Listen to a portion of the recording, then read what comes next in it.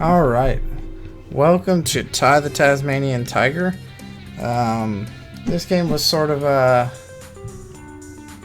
like a really big childhood game for me. So I figured maybe a little break from what we normally do on the channel. Obviously I keep it sort of horror themed-ish for the most part, just because that can be pretty fun. But I figured let's bring up a golden oldie, you know what I mean? I will go ahead and hit a new game here. Alright, here we go.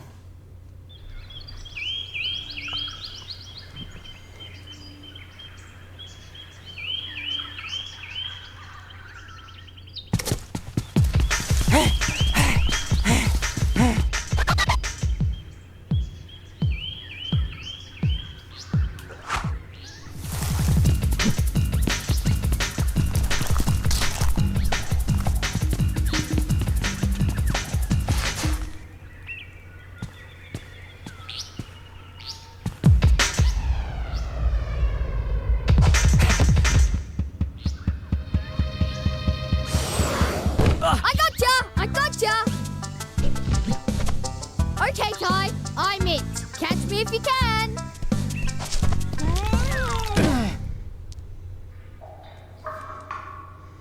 Don't move, mate. I'll get help.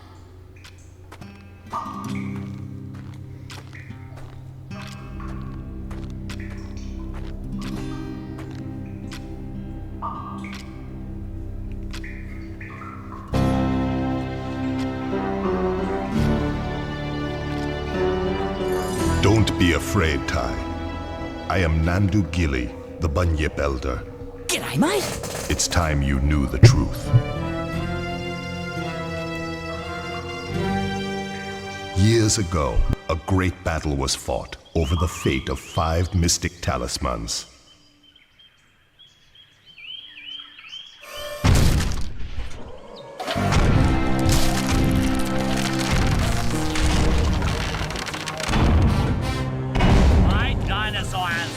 We're here first, you stinking furry mammal opportunists.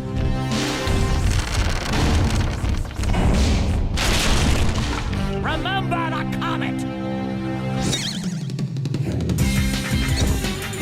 No! You mammals don't deserve to be at the top of the food chain!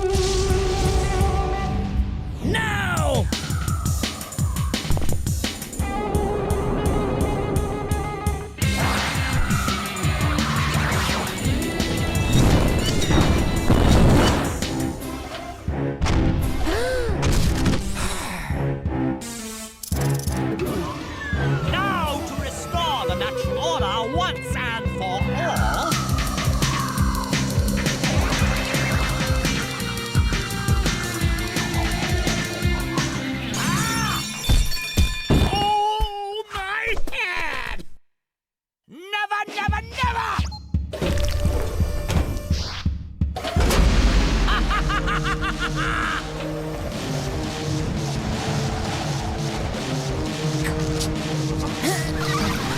Bye-bye.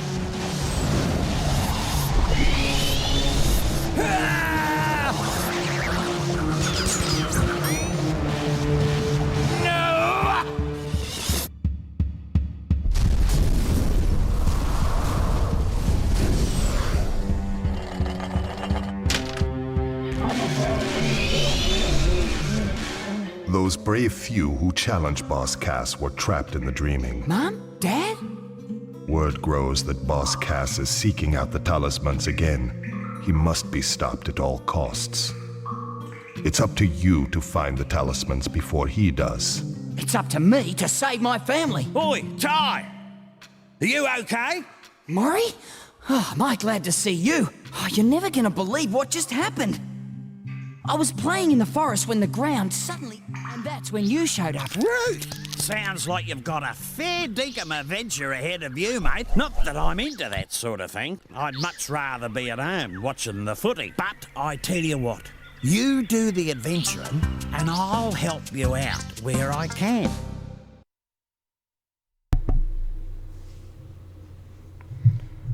Alright, that didn't give you any inclination into what kind of early 2000s game this was.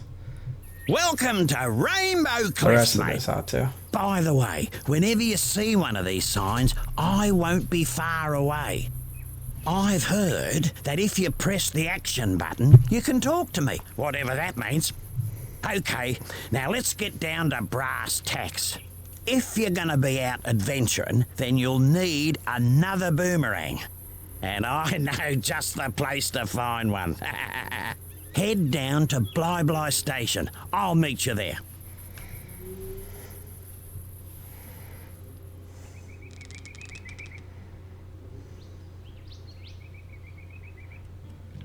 All right. So just a couple things first here. I'll be playing with the controller, so it's unlikely you'll hear all that mechanical keyboard clacking you normally hear.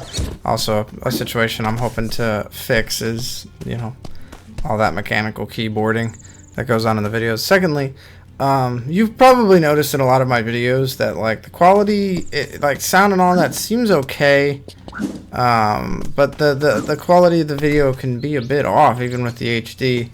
That's because I was using Streamlabs OBS recording software, and I'm no longer using that. I'm just using regular old OBS, and just over my brief experience with it, though, so far it seems to be a lot better at capturing frame rate. As far as this game goes, like, I'm not going to skip cutscenes or talking or stuff like that, like I normally would, but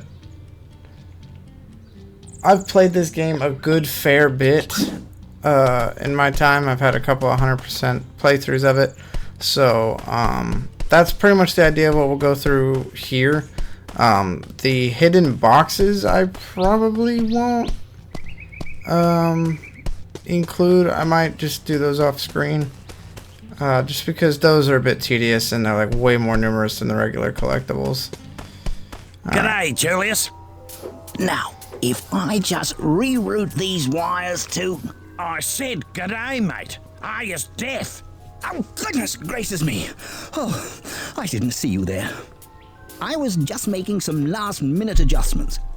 Well, you must be Ty. G'day. So, you old coot. What's this contraption do?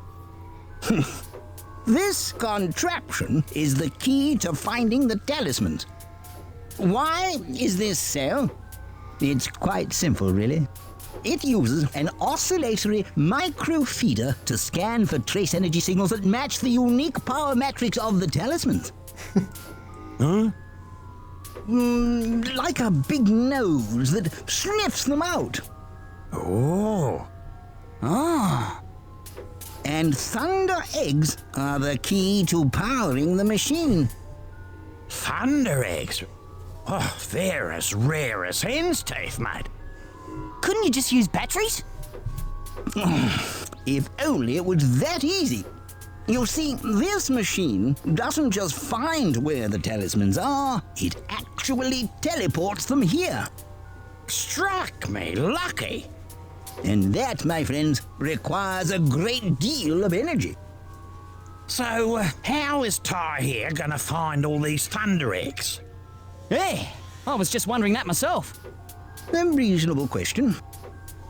I've created these portals to lead Ty to areas rich with them. Of course, they won't just be lying all over the place. Just say that. our luck. A lot of them will have already been found. The trick will be convincing the locals to part with their prized possessions. But I'm afraid I can't help you with that. If you're as resourceful as they say, Ty, I'm sure you'll think of something. Righto, Ty. There's no point in mucking about. You've got to find a second boomerang. I'll see you in 2-up. Yep. Yeah, like I said, I've got most of this game down pat. I did like the hardcore playthrough where if you die once you reset. Has got the lot.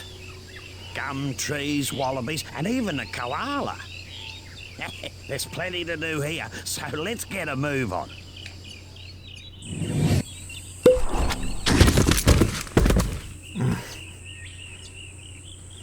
Rough landing.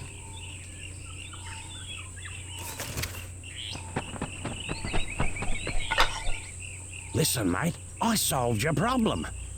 I found you a second boomerang. That's great. Where is it? See that tree over there?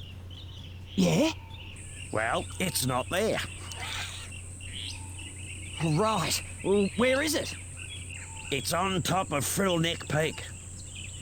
Oh, great. Oh, don't worry. You'll just have to jump, run, rang and bite your way there while avoiding Boss Cass's henchmen. Look, mate, life wasn't meant to be easy. Yeah, so when this game came out, or at least when it was under development, because it was actually pretty interesting how this all even came together. It was meant to be like a rival to like Spyro and Crash Bandicoot and Mario and stuff. Beauty! Butler! Bonza! I got one! Yeah. 1 down, 71 to go. Come on, let's get a move on.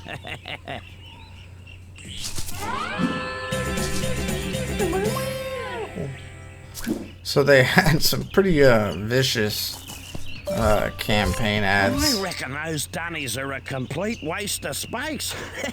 Forgot how much talking there was at the beginning. There's actually a fair bit of talking throughout most of the game, but good lord. And then woke up back on the dunny, which was the best place to be, given the surprise I got. Julius reckons it's got something to do with the space-time conundrum. But if you ask me, I think it's a load of bull dust. So, you're saying that if I have an accident, I'll end up back at one of these? Something like that. Well, ideally that won't happen in this playthrough. But yeah, they had a pretty vicious campaign adding with like putting the various Truth time. You've got a fair set of choppers on you. Putting I reckon you could put them to good use by pressing the bite button. It was like them in like a hospital and they're all like covered up and Ty like threatens them. Have a go at those crates. So they were very optimistic as to what would happen with this game franchise, and it was set up pretty good. I'm speaking to a bloke down the local watering hole, and he reckons you can use your rangs to take care of enemies and smash things. Shoo Ripper! He said something now, wait a minute, he said something about pressing the throw button to use them. Now, those of you who gamed back in this time, just understand that if you're not used to it, when they had new concepts like, oh, bite, throw, you know, this is a 3D platformer, shot from the third person, so we need to explain everything to everybody. Oh, that's makeable.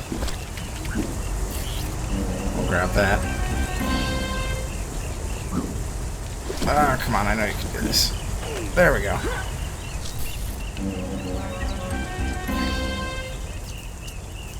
Yeah, they set this game up to be a really big deal. And, you know, it was. I obviously played the first one very well. I played the second one later on in my, like, adult life. Get another cutscene out of the way. Not more cages. Struth! What happened here? Boss Cass did this. He's caged all your bilby mates and hidden them across the land. Oh, yeah? Well, big mistake. No one messes with my mates. Now, there's a thunder egg in each area if you free them. No worries. Unless you're Boss Cass.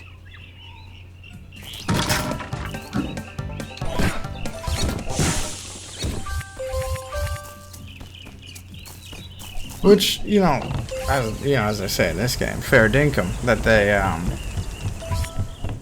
they were aimed to be competitive, because, you know, they ought to be. It's true, but I heard about this bloke who found 300 opals, then took them to Julius's opal machine. He got a thunder egg. Something weird happened, and he ended up with a thunder egg. Righto. Yeah, that's 300 opals a level. Yeah, they definitely packed it full. of stuff to collect, that's for sure.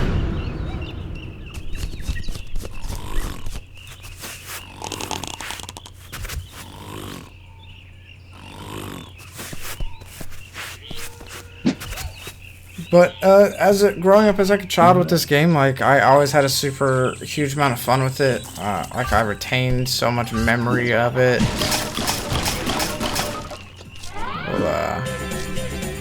I'll go ahead and cut down the audio just a bit because I know that's actually a bit loud, and I'm having even a good amount of difficulty just hearing myself. But yeah, we can also go here. So this is the sort of the outfit that they had originally made for Ty in their like old production of the prototype of the game that they had sent off to the companies. And yeah, like eventually they came down to change it to these kind of colors, take away the shoes. And it just seemed like they were really primed to just like take over, but they had a lot of interesting ideas in this, but you can feel the rush of the production of the game, especially towards the end of the game, where it just kind of feels like they're trying to really hurry this along. But speaking of those hidden boxes, I'll show you right now. Yep, that right there's a hidden box, and you gotta collect a whole ton of those little images, and you get some cool post-game art. And if you get enough of them, you go to like a little world to collect the last of them, and that's its own little accomplishment for the 100%. But yeah, I figured, you know what? I like this game. It'll probably actually give me a little bit more energy to talk while I'm playing it, just because I know it so well.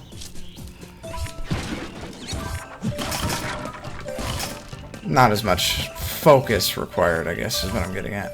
Which I feel like I have to focus and pay attention in those horror games, because, you know, I'm not gonna get scared if I'm not looking right or if I'm not thinking about it.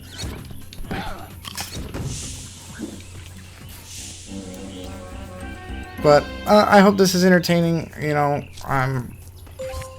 you'll have to forgive if I sound like I'm just a bit scattered trying to find things to talk about, but my brain is definitely a little bit fried right now. Just getting ready for school and the like, going to culinary school. Yes. It's gonna be a lot of fun, and I can't wait. Just might do. G'day, Julius.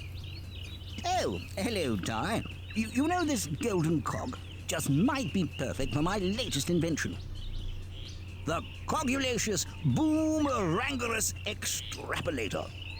Right, what's that? Why, it's a machine that creates experimental techno-rangs. I need golden cogs to build a new one, 15 to be exact.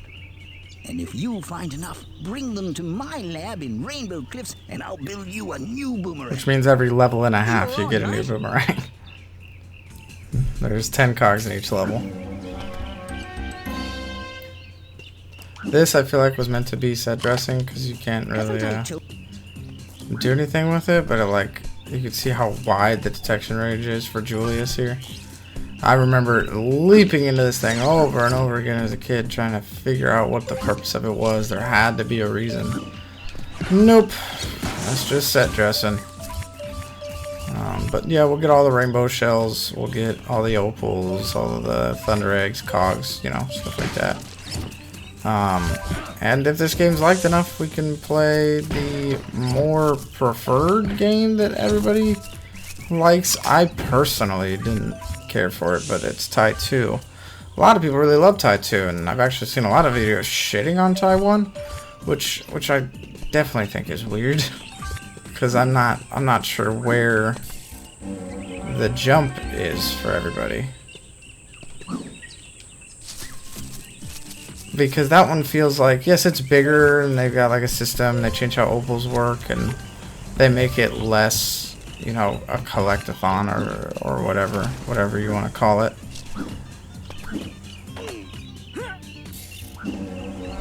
But I don't know, it feels like it's more of a collectathon, because you gotta find more stuff, and it feels like, yes, they expand on the characters, but it doesn't have the same soul that the game had, and I thought that was a pretty big deal.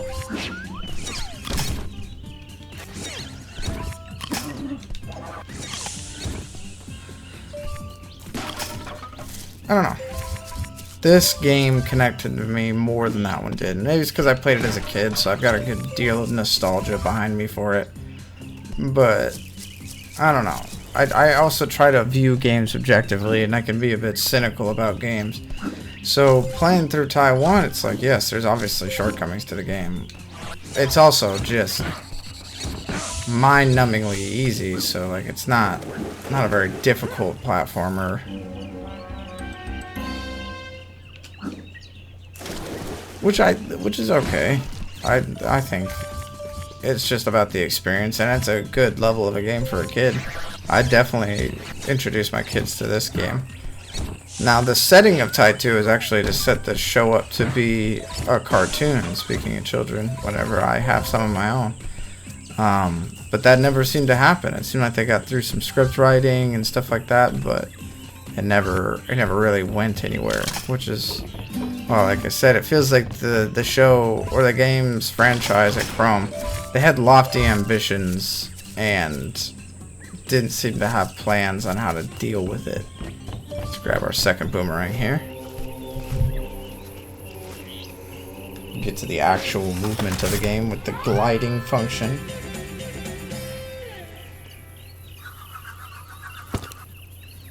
Well, I wouldn't have believed it if I didn't see it with my own eyes. You actually found the second boomerang. Well, there's no time to sit around and feel all pleased with yourself. You're gonna have to put that new rang to use. You see, I had a thunder egg I was gonna give you, but a bunch of frills stole it. You'll have to take them all on to get it back.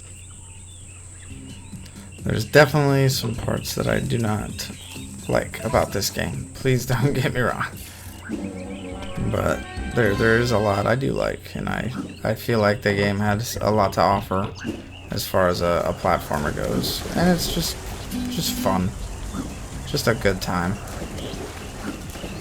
You notice I doggy paddle there? It's because I haven't learned how to swim yet until we get to a later level. Here, let's grab this thunder egg.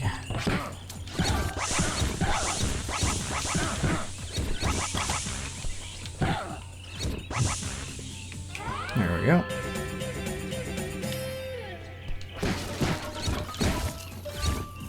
As we go into the various levels, like, I'll talk about some of the stuff because there's definitely some stuff in each of the levels, more on the later levels, that let's just say has problems, especially if you're trying to 100%. Because as I said, there's a hardcore. Give it a second. Give it a second. Well, it looks like today wasn't a complete waste of time. You seem to have learned a thing or two. Oh, yeah, you're too right. You know, there's one other thing I could show you, but Here we go. Talk about the glide. Yeah? Well, what's that? Well, a mate of mine who knows a mate who knows a mate who knows another mate says you can use 2 boomerangs to glide long distances. How? It's simple, really. You jump, then Jump press and hold. Jump again to start gliding. Right. Is that safe? Safe as houses, mate. See if you can glide across this. Pretty standard fare in video games now. I mean, not even now. Back then as well. I mean, Spyro had somewhat of a glide function. But before we do any of that, we're gonna go this way. Wrap up all the stuff that we can wrap up. Oh, come on. I can make that. There we go.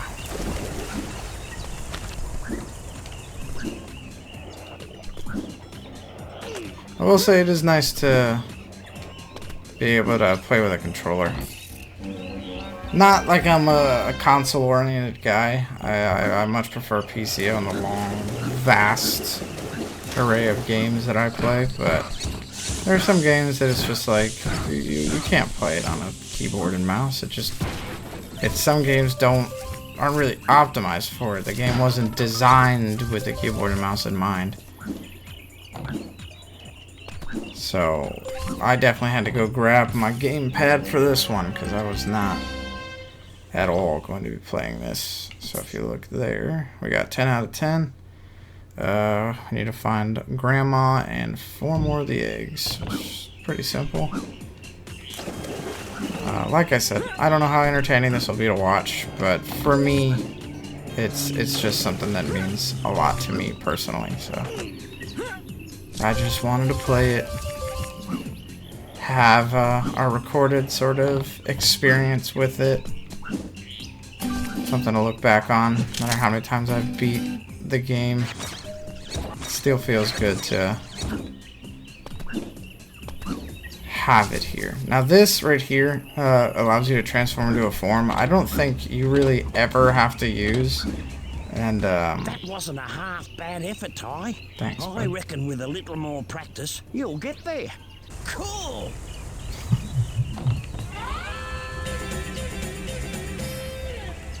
But yeah, I don't know why they added that in. I don't know what the purpose of it was. Because, while yes, you can like, it makes it so you can just run around and smash everything to death. It's not really, like, necessary. Like, you don't need it to win any fights. So I guess I can show it. But yeah, you get like the little, I don't know, Bilby, whatever, like thing. You just sort of make stock sound effects. But you can't glide or anything. You can just beat stuff up. But like, you can already do that. What's the other button? There we go. You can roar. Nothing really outstanding, you know? Yep, so we gotta do the... Yep, alright, so we literally just have to do the race and we're out of here. Everything else we're gonna get on our way out of here.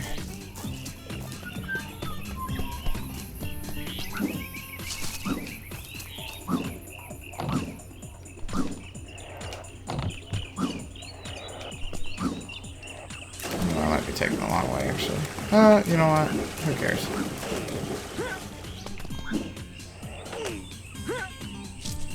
Who cares? We're just here to have fun.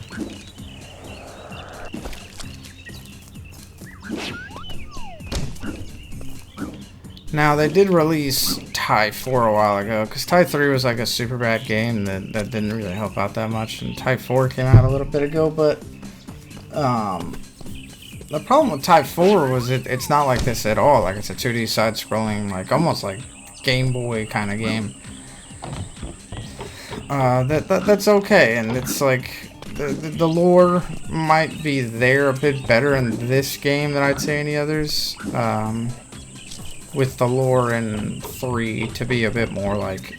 It was meant to be darker, like GTA, because that was what was popular. So they kind of went that direction, but nobody really liked it, which is, you know, to be expected. Ripper! Look at that. Me mate's mate was telling the truth after all. Just as well I didn't call for an ambulance. Well, lad, you made it through with flying colours. And as a little extra bonus, a stopwatch will appear near the start. Okay. What's that for? The racetrack. You can race the clock to win another Thunder Egg. Right. I'll give that a go later. Well, that's enough gas bagging from me. Let's head back to the Bly station. Well, yeah, after I do the race, I can finish collecting everything. Toss the opals in. Alright, let's go wrap up this level by teleporting back.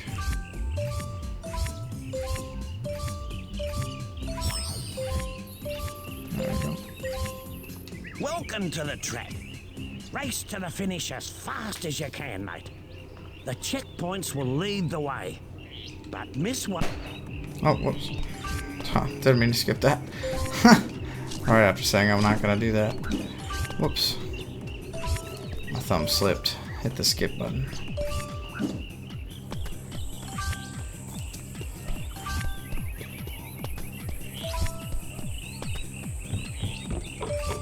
I don't know. It just feels like you played the first three, or even all four of them. Like, it's so obvious they have no fucking idea what they want to do with the game. They like the themes. A race, Ty. You're faster than a long-legged emu with a case of the bellyaches. They like the Australian parts of it. I reckon you've earned this. You know, we play an extinct thylacine, the Tasmanian tiger, like all of this stuff, and it's like, that's fun. But, and you know, it lends well because like the character design's pretty nice. The concept of throwing the boomerangs, like, it's all very nice. I'd still support, you know, if they made like a proper Thai game coming out, but we don't know if that'll ever happen, if Thai 5 will ever be a thing that's actually worth playing, because for most people it's just the first two. Let me see that. At last, a mystic talisman. It's time to move out. We got 4 more talismans to find. You there, fetch my bags. Soon unimaginable power will be mine. Mine.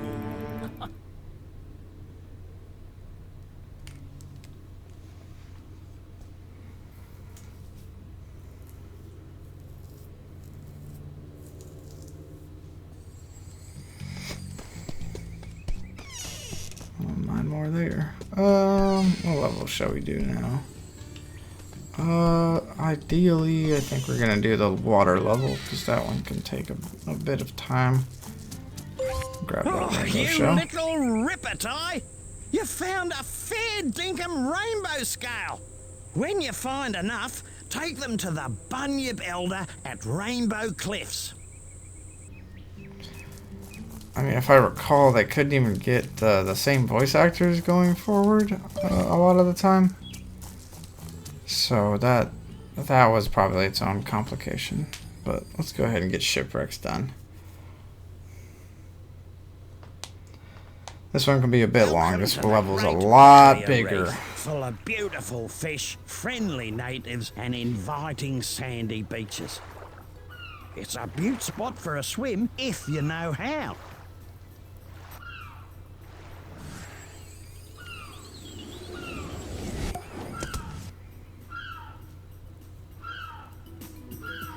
But yeah, I think we're gonna keep the episodes to around this length, or just at least level. So like however long a level takes, I think is where the episodes will stop. So I will catch you guys in the next video.